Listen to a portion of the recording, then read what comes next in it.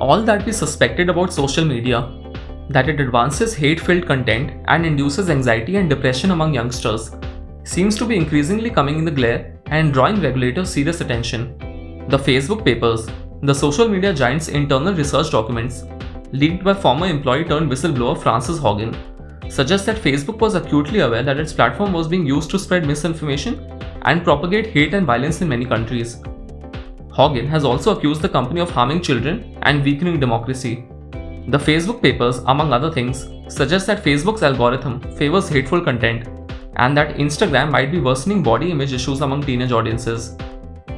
The importance of these findings cannot be fully appreciated unless one understands the size of the Facebook universe. With an active monthly user base of 2.7 billion, Facebook has a 59% share in the world's social networking population. In India, which is its largest market by user base, Facebook has 410 million users. Add to that the user base of the company's other platforms. WhatsApp has 530 million users and Instagram 210 million. As much as 75% of the country's social networking population uses Facebook. If we undertake a deeper examination of the allegation against Facebook that it is promoting hate-filled content on users' news feeds, then we need to delve into what could be the possible incentive for doing such a thing. The answer might lie in Facebook's business model, which is advertising driven. Advertisers want more visibility and want to reach more and more users, and according to Facebook's own research, as revealed by Haugen in an interview to CBS's 60 Minutes, Facebook users stay hooked to the app when they see content that plays to their prejudices and inspires an angry reaction in them. She said, quote, Facebook has realized that if they change the algorithm to be safer, people will spend less time on the site, they'll click on less ads, they'll make less money, unquote. Facebook, meanwhile, has countered these allegations. Its CEO Mark Zuckerberg said, quote, the argument that we deliberately push content that makes people angry for profit is deeply illogical. We make money from ads, and advertisers consistently tell us they don't want their ads next to harmful or angry content. These findings are very relevant for India too. Last year, the Delhi Assembly was also probing the role of Facebook in instigating violence during the Delhi riots of February. The clamor for regulations for big tech social media companies is growing. But is it possible to rein in these big tech players, who've grown bigger in financial muscle than most countries even? Recently, there were reports that India was considering revoking the safe harbor provision, which allows social media platforms to avoid liability in case illegal content is circulated on the platforms. Let's go to business standards Neha Alawadi to understand the possibility of regulating social media in India.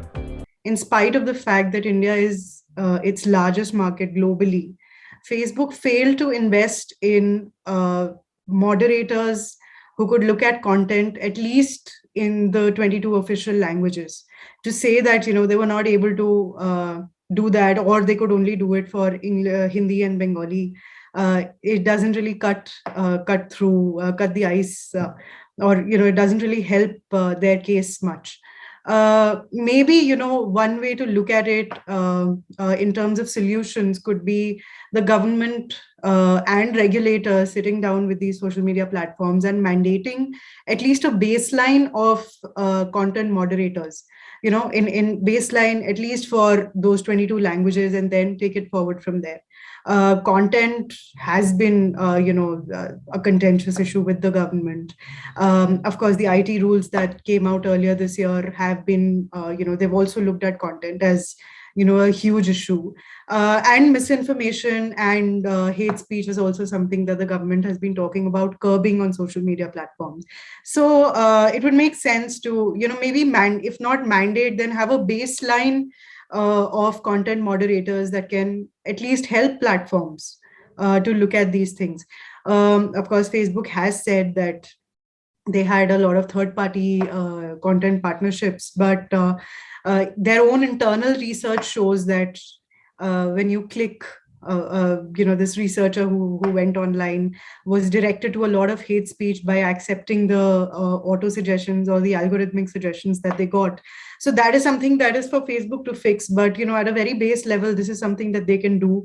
And the fact that India is their largest market, but 87% of their investment in systems and people goes to the US and European markets says a lot about how they're looking at this.